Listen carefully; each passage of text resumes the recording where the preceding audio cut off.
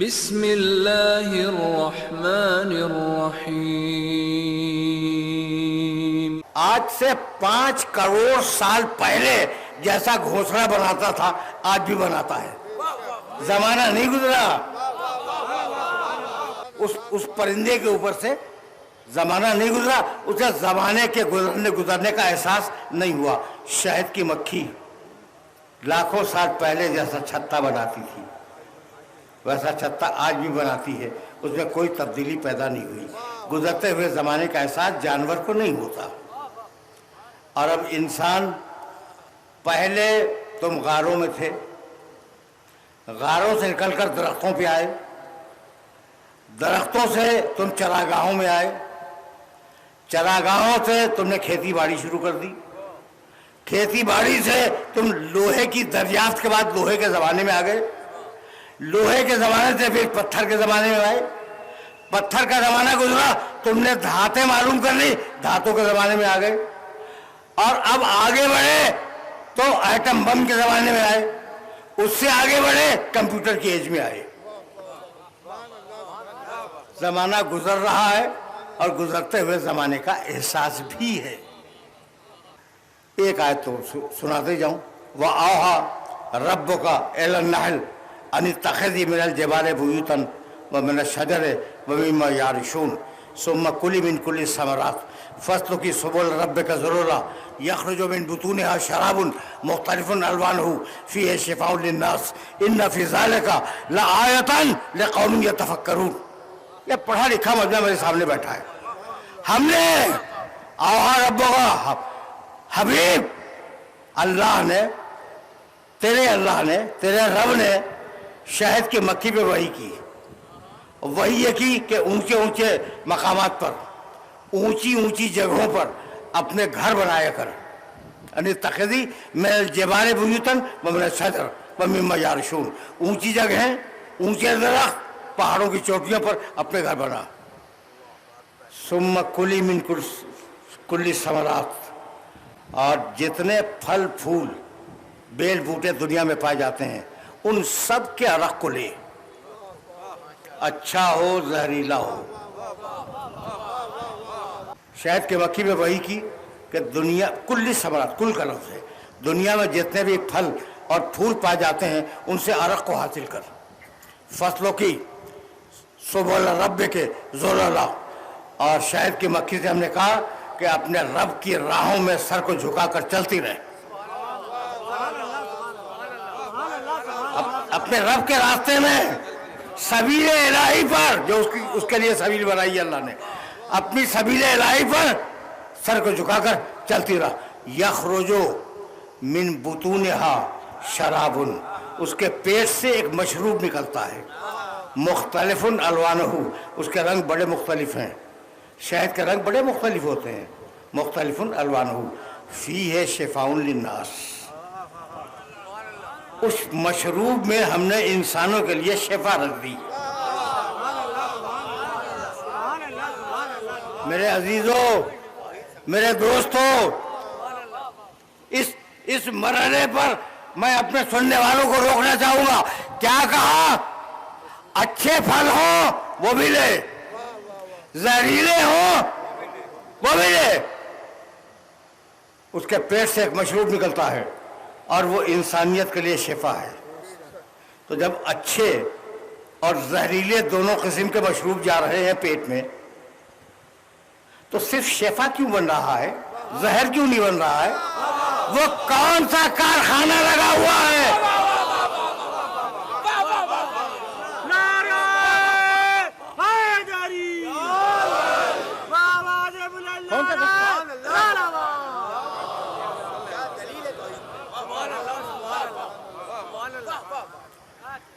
جو زہر کو شفا بنا رہا ہے۔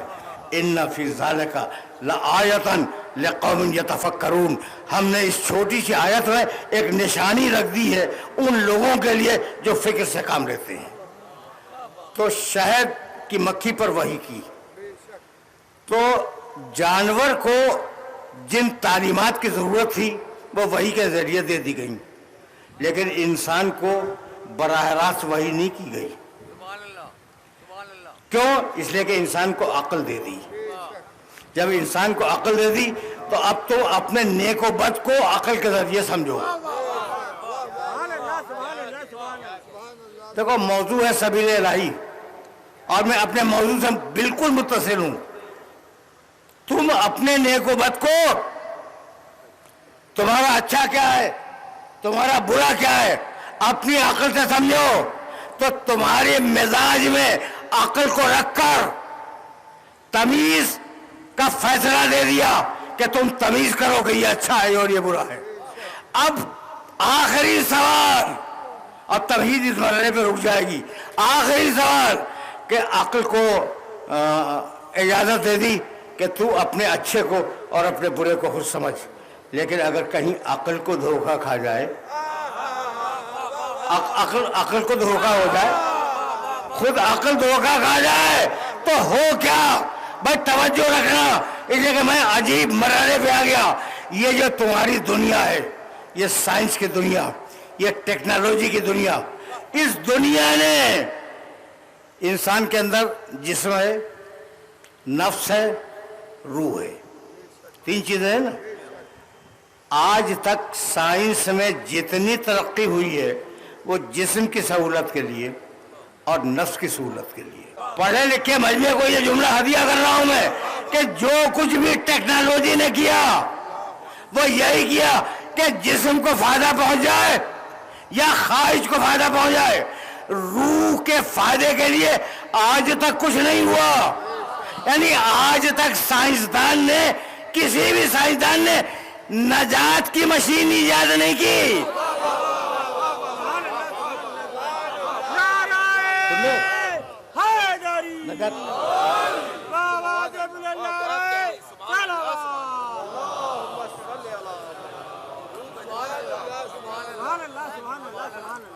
آج تک کسی سائنسدان نے نجات کی مشین استعمال نہیں کی. جو کچھ کیا دنیا کے لیے کیا. تو سائنس کے اعمال و افعال سے ہمیں اختلاف نہیں ہے، ہم پوری زندگی سائنس کی بنیاد پہ گزار رہے ہیں. لیکن جو ہوا دنیا کے لیے ہوا. تو یہاں تک تو آ گئے نا. تو اب کوئی تو ہو جو آخرت کی طرف لے جائے.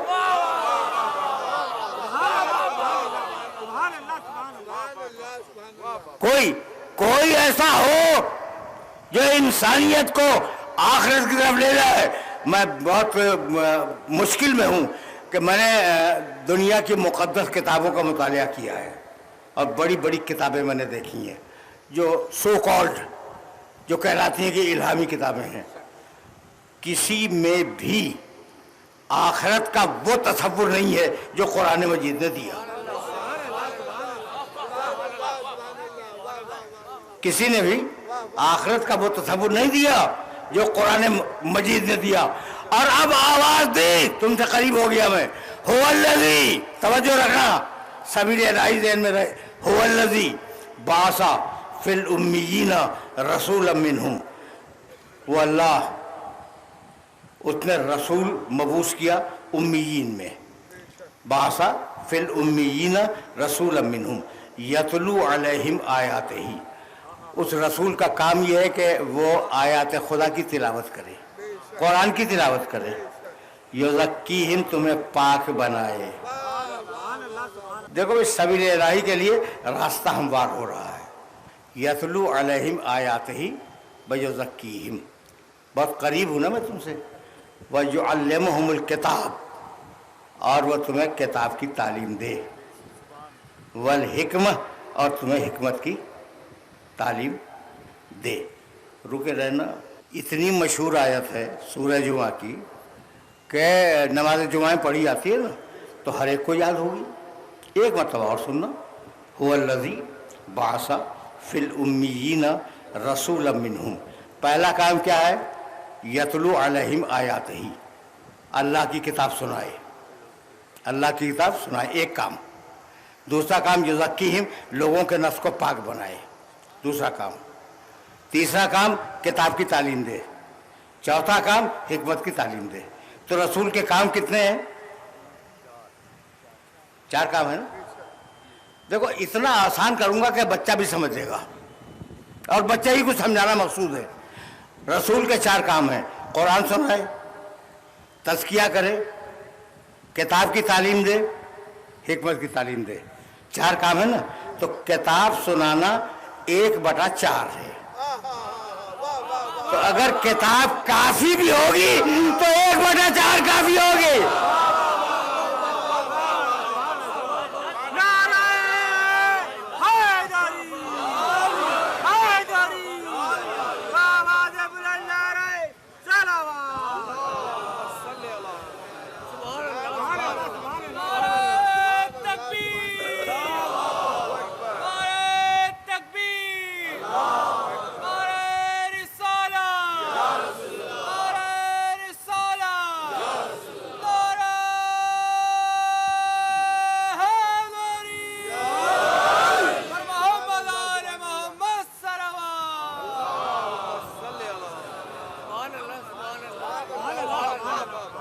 تو اب اس سے زیادہ آسان تو بات ہو بھی نہیں سکتی تھی، لیکن نہیں، اب فیصلہ تو تم سے کرواؤں گا، اور کل کی گفتگو سے تقریر یہاں متصل ہو گئی۔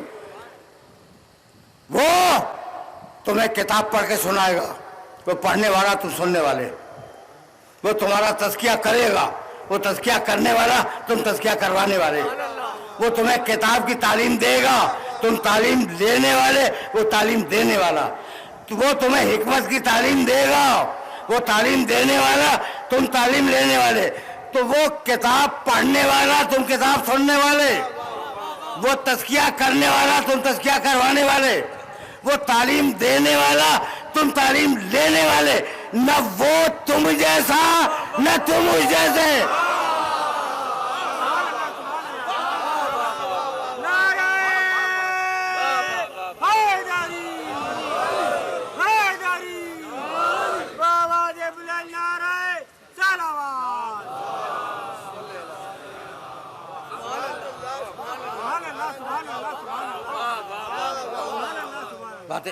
باتیں تو پہنچ رہی ہیں نا، بہت آسان لفظوں میں یہ سلسلہ فکر آگے بڑھتا جا رہا ہے۔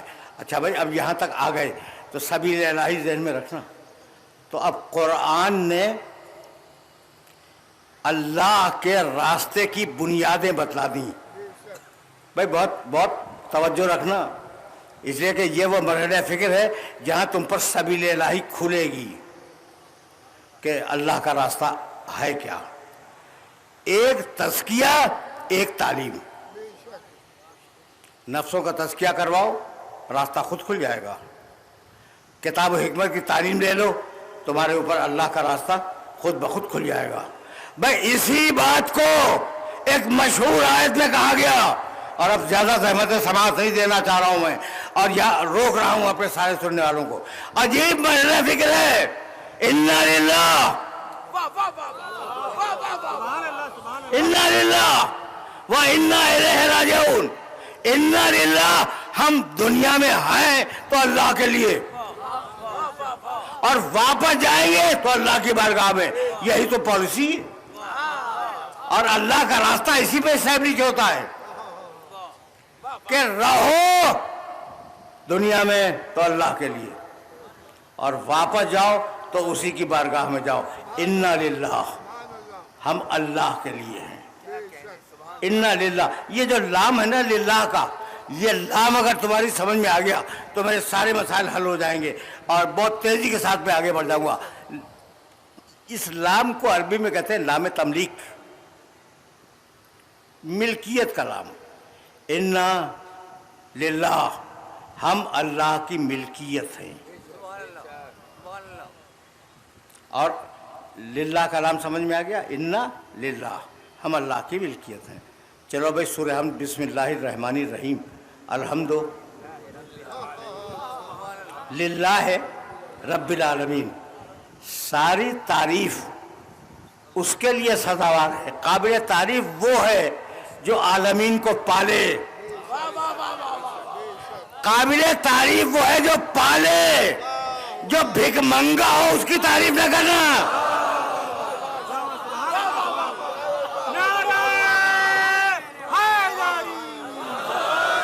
لام سمجھ میں آ گیا؟ الحمد للہ رب العالمین، ساری تعریف کی ملکیت، حمد کی ملکیت اللہ کے لیے ہے. 2 آیتیں ہو گئیں.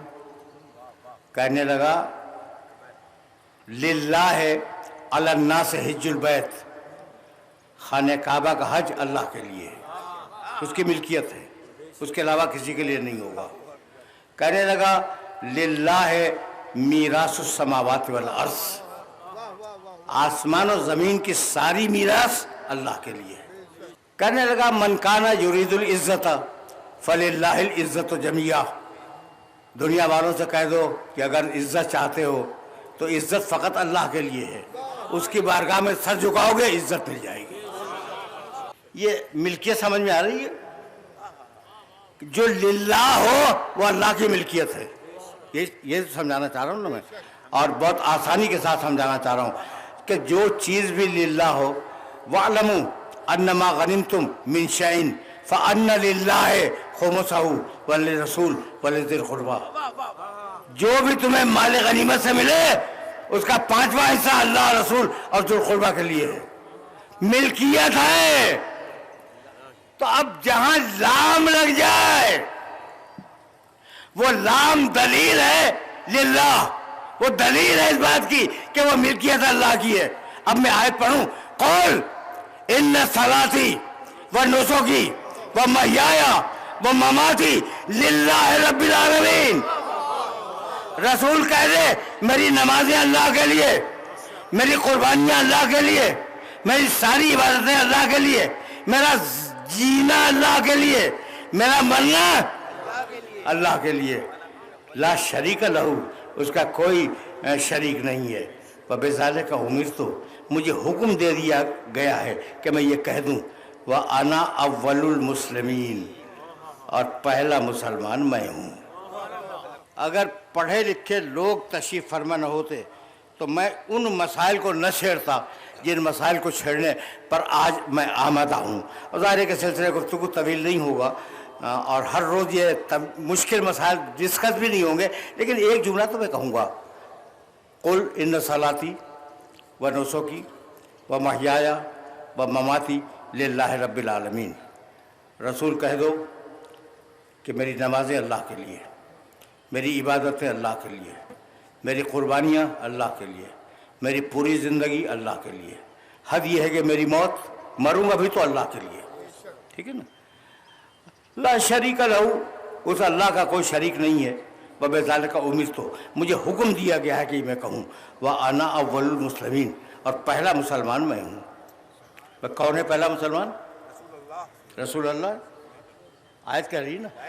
کیا خیال آپ کا موسیٰ علیہ السلام مسلمان تھے یا نہیں تھے؟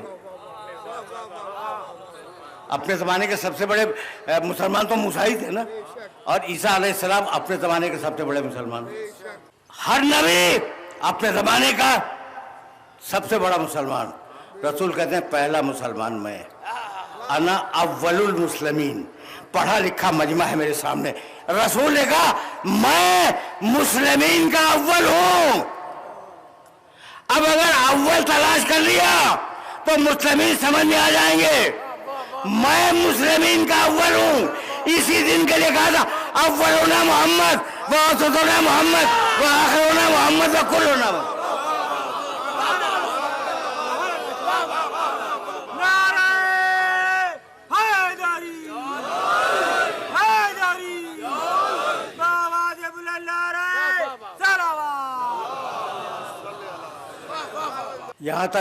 یہاں تک میرے ساتھ آ گئے ہو نا، تو قل ان صلاتی و نسکی و محیای و مماتی للہ رب العالمین.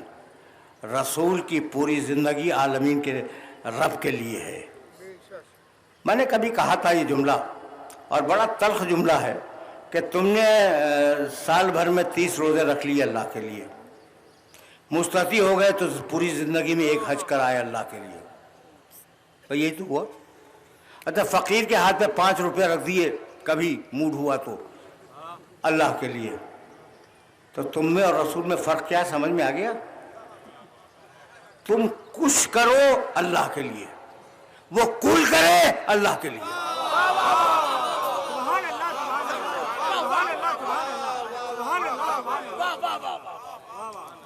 جو سچی بات ہے وہ تو میں کہوں گا. تو اب یہ طے ہو گیا کہ رسول جو کرے گا اپنے مزاج کی ہر کیفیت میں جو کرے گا وہ اللہ کے لیے کرے گا، اپنے لیے کچھ نہیں کرے گا۔ رسول جو بھی کر دے، اگر عالم دے دے تو اللہ کے لیے، اور اگر قلم مانگے تو اللہ کے لیے۔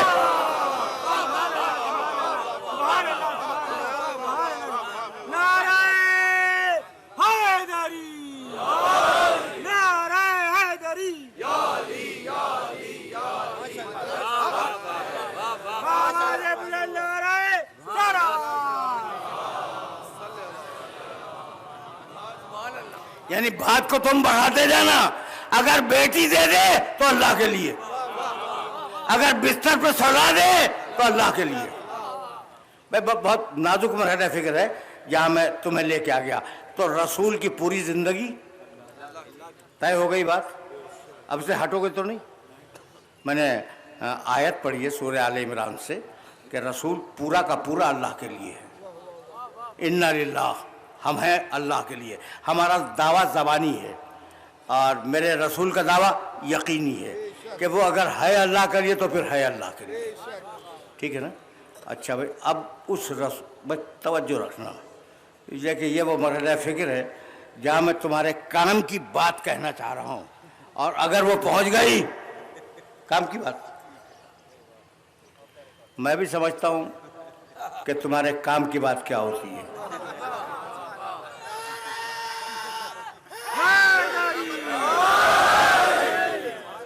میں بھی تمہارے کام کی بات میں سمجھتا ہوں۔ اچھا، تو اب وہ ایک چھوٹی سی کام کی بات سنتے جاؤ۔ ایکم، ہے کوئی تم میں سے آج جو یبیت علی فراشی، رات کو میرے بستر پہ سو جائے، میں ہجرت کرنے والا ہوں۔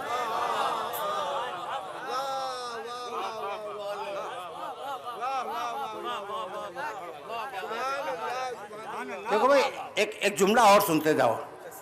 ہر جگہ میں اس انداز کی مجلس نہیں پڑھتا، لیکن سامعین میں فرق ہوتا ہے۔ اگر تم جیسا صاحب فہم نہ ہوتا تو میں ان باریک باتوں کو بیان نہ کرتا۔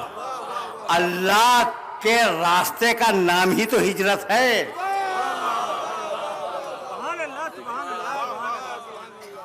اگر میں بھول جاؤں تو تم نہ بھولنا، اگلی تقریروں میں کہیں یاد دلا دینا کہ میں نے یہ جملہ کہا تھا کہ جو سبیل الہی ہے وہی تو ہجرت ہے۔ ہجرت اللہ کے راستے کے علاوہ اور کیا ہے؟ اب ہجرت بیان کروں گا۔ ہجرت صرف وہ نہیں جو ہو گئی، ہر آن ہجرت ہے۔ آج جو تم بیٹھے ہوئے ہو ہجرت کر رہے ہو، ایک دقیقہ پہلے تمہاری سطح معرفت کچھ اور تھی، اور فضیلت ثانی سننے کے بعد تمہاری سطح معرفت بدل گئی۔ یہ ہجرت ہے یا نہیں؟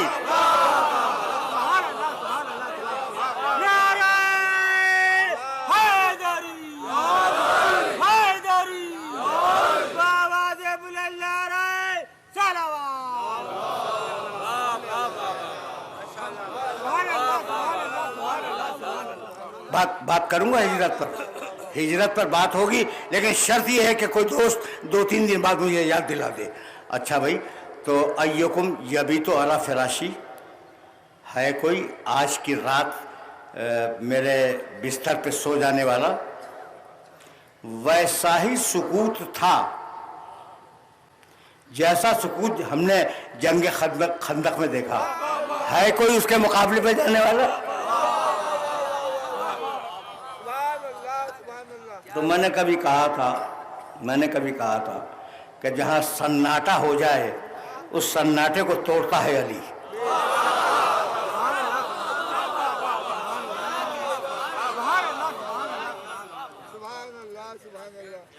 یاد نہیں ہے علی نے کتنے بڑے بڑے سناٹے توڑے؟ زورہ شیرہ میں کہا تھا ہے کوئی میری مدد کرنے والا، سب چپ تھے، سناٹا ٹوٹا تو علی کی آواز سے ٹوٹا۔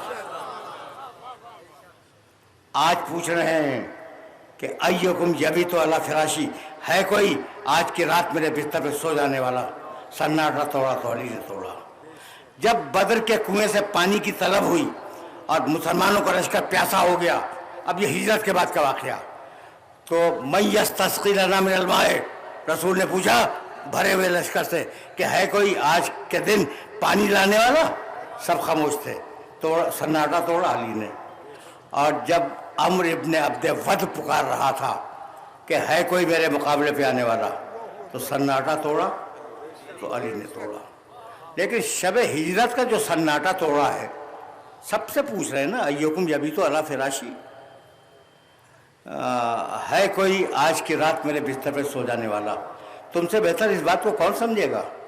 یہ نہیں کہا فلاں تم سو جاؤ، نہیں، اوپن آفر دیا ہے کہ جس کو فضیلت کمانی ہو وہ آگے بڑھ کے آ جائے.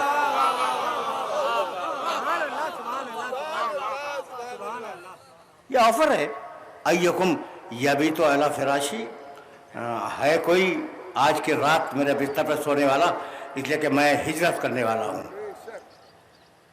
جانتے ہو علی آگے بڑھے اور کہنے لگے، یہ نہیں کہا کہ میں سوؤں گا، یہ نہیں کہا. جملہ سنو گے علی کا کہ یا رسول اللہ، اگر میں سو جاؤں تو کیا میرے سونے سے آپ کی جان بچ جائے گی؟ یا علی تم مجھے معاف کر دینا، میں بھی علی کو چاہتا ہوں، تم بھی علی کو چاہتے ہو، کہیں تمہیں برا نہ لگ جائے. یا علی، یہ تمہاری پوری زندگی کا جو کریکٹر ہے نا، یہ جملہ اس کے خلاف ہے. رسول نے کہا اٹھو، اٹھ گئے. رسول نے کہا بیٹھو، بیٹھ گئے. رسول نے کہا قریب آ جاؤ، آ گئے. رسول نے کہا چلے جاؤ، چلے گئے. یہ کیا سوال کیوں کر رہے ہو کہ اگر میں سو جاؤں تو آپ کی جان بچ جائے گی؟ کہ میں سوال اس لیے کر رہا ہوں کہ نص سے رسول مل جائے کہ میرے سونے سے جان بچے گی، کسی کے ساتھ جانے سے جان نہیں بچے.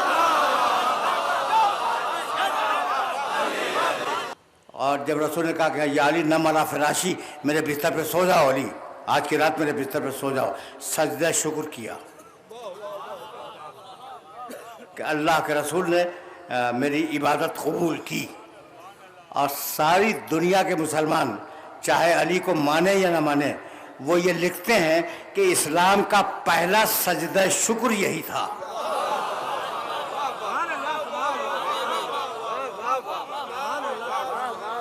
ورنہ سجدہ شکر کا رواج نہیں تھا اسلام میں. اچھا بھائی توجہ رہے. تو اب علی رسول کے بستر پر سو گئے. بعض وقت بڑی پریشانیاں لاحق ہو جاتی ہیں. رسول اللہ اپنی جوتیوں سمیت معراج میں گئے تھے عرش پر. آدمی جب بستر پر جاتا ہے تو جوتیاں سمیت جاتا ہے یا جوتیاں اتار کے جاتا ہے؟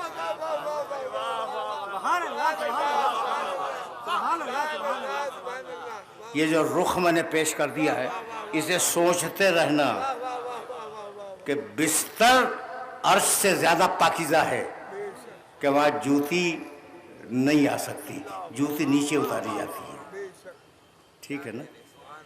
اب میں کیسے اپنے سننے والوں کی خدمت پیش کروں کہ رسول کا وہ بستر جس پر علی کو سونا ہے، ایک ام المومنین، ان کے ایک والد جو صحابی بھی تھے اور جن کا اسلام آج تک مشکوک ہے، حضرت ابو سفیان.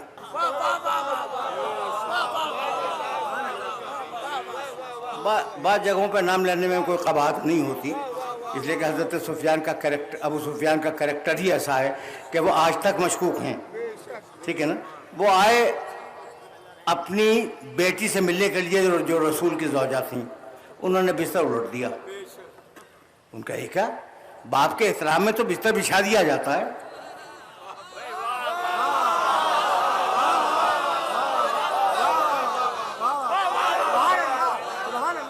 کہا بیٹی یہ کیا کر رہی ہے، تو نے بستر الٹ دیا. تو جانتی ہو بیٹی نے کیا جواب دیا؟ خدا رحمت نازل فرمائے ایسی ازواج مکرمات کے اوپر. فرمانے لگی کہ یہ بستر ہے رسول کا اور کوئی نائل اس بستر پر بیٹھ بھی نہیں سکتا.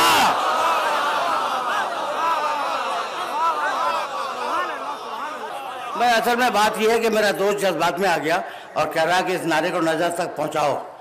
تو میں تو اصلی اور نسلی نجفی ہوں، تو مجھے معلوم ہے کہ نجف میں یہ نعرہ تو لگتا ہی ہے. بھائی اگر پہنچانا ہی ہے تو رائے ونڈ تک پہنچا.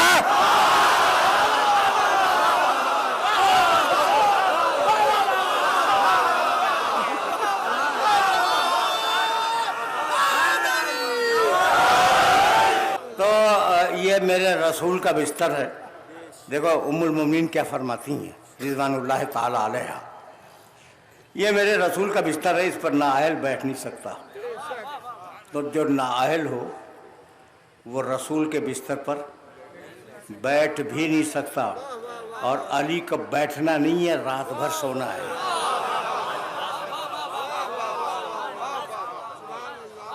علی کو بیٹھنا نہیں ہے اس بستر پہ, رات بھر سونا ہے. تو اب میں اس سلسلہ فکر کو بس اب یہیں روکنا چاہوں گا, اور دامن وقت میں گنجائش بھی نہیں ہے, لیکن یہ بات مکمل ہو جائے. رسول پورا اللہ کے لیے, علی لیٹے ہیں رسول کے بستر پر رسول کو بچانے کے لیے. تو رسول کے لیے لیٹے یا اللہ کے لیے؟ بھائی تو کامن سینس کی بات ہے, 2+2 برابر ہے 4 کے. کہ بھائی رسول ہے اللہ کے لیے اور علی رسول کو بچانے کے لیے لیٹے ہیں, تو یہ رسول کے لیے نہیں لیٹے, اللہ کے لیے لیٹے. تو اب لیٹے ہوئے علی اپنی زبان حال سے یہ کہہ رہے ہیں کہ پروردگار میری گردن تیرے لیے, پروردگار میری گردن تیرے لیے, میرے بازوؤں کی طاقت تیرے لیے, میری آنکھوں کا نور تیرے لیے, میرے سر کی توانائیاں تیرے لیے, میرے جسم کے خون کا ایک ایک ذرہ تیری بارگاہ میں صرف ہو جائے, یہ تیرے لیے ہے یا نہیں؟ تو علی کا پورا وجود لیٹا ہوا ہے رسول کے بستر پر, اور منہ سے نہ کہے, حقیقت سے تو یہی کہہ رہا ہے کہ پروردگار میں پورا تیرے لیے. اب بتاؤ اللہ کیا کرے؟ تقریر آخری مرحلوں میں داخل ہو گئی. مالک میں علی پورا تیرے لیے. اب مالک کیا کرے؟ مالک نے جواب دیا کہ اگر تو پورا میرے لیے ہے تو آج سے میری پوری مرضی تیرے لیے ہوگی.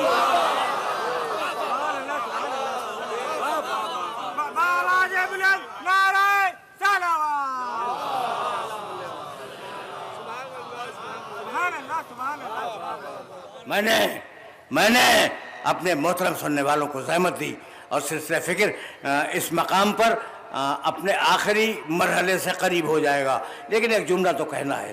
دیکھو بھائی, ایک حدیث قدسی ہے, عبدی کن لی اکن لک. میرے بندے میرا ہو جا میں تیرا ہو جاؤں گا. من تو شدم تو من شدی. حدیث قدسی جانتے ہو؟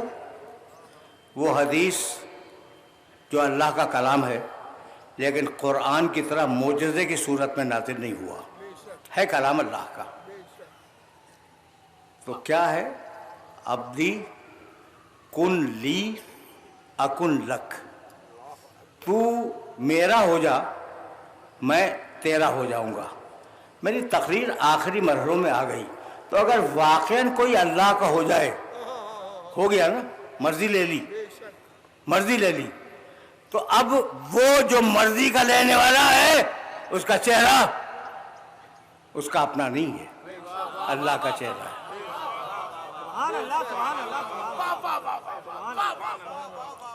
اس کی آنکھیں اس کی اپنی آنکھیں نہیں ہیں, اللہ کی آنکھیں ہیں. اس کا ہاتھ اس کا اپنا ہاتھ نہیں ہے, اللہ کا ہاتھ ہے. یہاں میری تقریر تمام ہو رہی ہے. میرے نوجوان دوست اس بات کو پوری طرح محسوس کر لیں تو پھر میں آگے بڑھ جاؤں. میں نے کیا کہا؟ میں نے یہ کہا کہ اگر حدیث قدسی کی روشنی میں اگر کوئی پورا اللہ کے لیے ہو جائے تو اللہ اس کا ہو جاتا ہے. تو اب اگر کوئی ہاتھ اٹھ رہا ہے تو اس آدمی کا ہاتھ نہیں اٹھ رہا ہے, اللہ کا ہاتھ اٹھ رہا ہے. اگر کوئی آنکھ دیکھ رہی ہے, عین اللہ کی آنکھ, تو وہ آدمی نہیں دیکھ رہا ہے, اللہ کی آنکھیں دیکھ رہی ہیں. بھائی یہ تو بہت ہی واضح ہے نا. اب میں ایک چھوٹا سا واقعہ عرض کروں. میں واقعات بہت کم بیان کرتا ہوں، لیکن جہاں ضرورت ہو وہیں بیان کرتا ہوں بس۔ تو اب ایک ایسا نظر آیا جس کا پورا وجود اللہ کے لیے، اس کا نام ہے محمد۔ دوسرا جو نظر آیا کہ پورا وجود اللہ کے لیے، اس کا نام ہے علی۔ تو اب دو تو ہیں جن کا وجود اللہ کے لیے ہے، ٹھیک ہے نا۔ اب ایک چھوٹا سا واقعہ سنو۔ کہتے ہو علی کو عین اللہ کہتے ہو، مجھے نہیں معلوم تمہارا عقیدہ صحیح ہے یا نہیں ہے، کیا خیال ہے؟ نہیں معلوم۔ میں تو ممبر کے اوپر بڑا نیوٹرل بیٹھتا ہوں، اس لیے کہ مجھے عالم اسلام کی ترجمانی کرنی ہوتی ہے، تو مجھے نہیں معلوم۔ آج اب مجھے نہیں معلوم کہ اللہ کا ہاتھ ید اللہ، علی اللہ کا ہاتھ ہے یعنی، مجھے نہیں معلوم۔ لیکن بزرگوں نے ایک مقام پر علی کے لیے یہ دونوں لفظ استعمال کر دیے، بزرگوں نے، اور میں ہر بزرگ کی عزت کرتا ہوں، ہر بزرگ کی قدر کرتا ہوں۔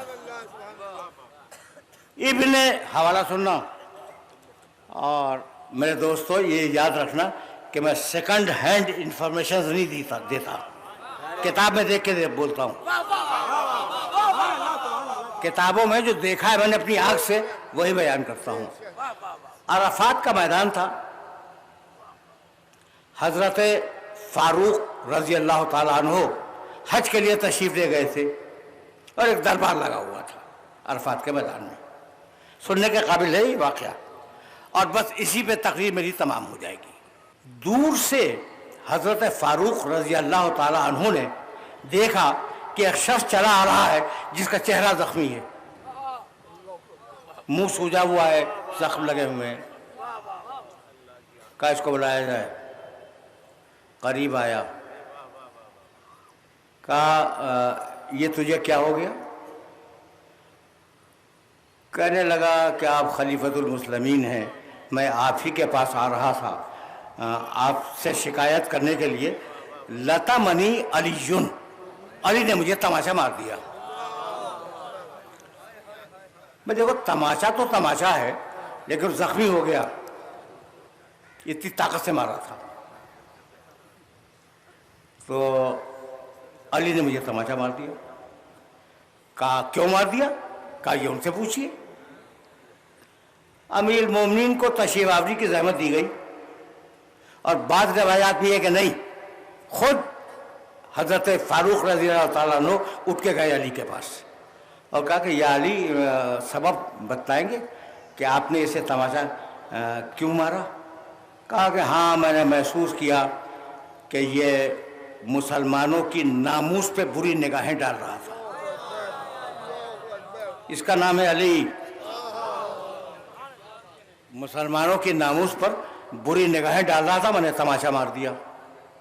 کوئی سزا تجویز کر دیجیے بھائی، تماشا تو جواب تو تماشا ہے نا، کوئی سزا تجویز کر دیجیے۔ حضرت فاروق رضی اللہ تعالیٰ عنہ مڑے اس شخص کی طرف، کہنے لگے میں کیا کروں، رآک عین اللہ ولطمک ید اللہ، اللہ کی آنکھ نے تجھے دیکھا، اللہ کے ہاتھ نے تجھے تماشا مار دیا، میں کیا کروں؟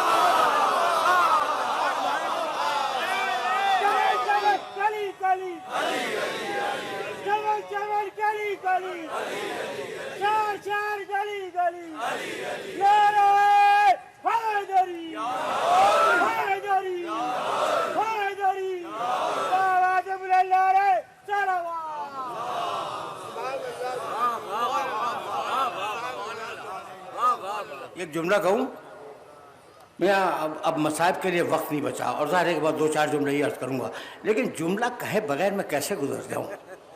اس سے زیادہ عقیدہ تو ہمارا بھی نہیں ہے۔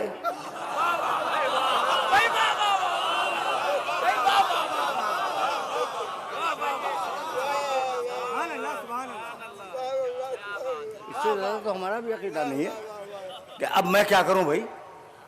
رآک عین اللہ، تجھے عین اللہ نے دیکھا، وَلَطَمَكَ یَدُ اللہ، اور تجھے اللہ کے ہاتھ نے مار دیا۔ تو اب اتنی مبارک زبان سے علی کے لیے نکلا ید اللہ، ید اللہ، یہ کون ہے علی؟ اللہ کا ہاتھ ہے۔ اب قرآن کی آیت پڑھ لوں، ید اللہ ہے فوق ایدیہم، اللہ کا ہاتھ کائنات میں ہر ہاتھ کے اوپر ہوگا، بیعت کریے نیچے نہیں ہو سکتا۔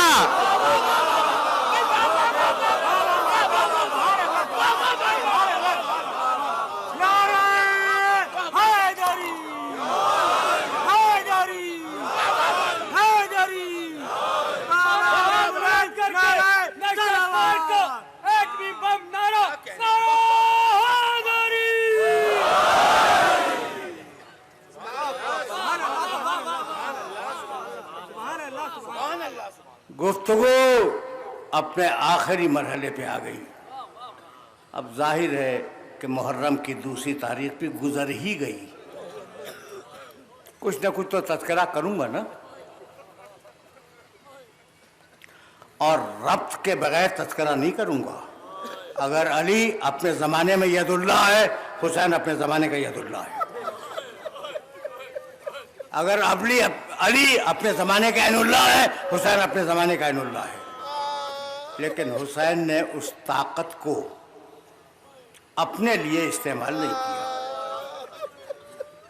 یہ آل محمد کی سیرت ہے کہ طاقت کے ہوتے ہوئے اپنی ذات کے لیے استعمال نہیں کرتے۔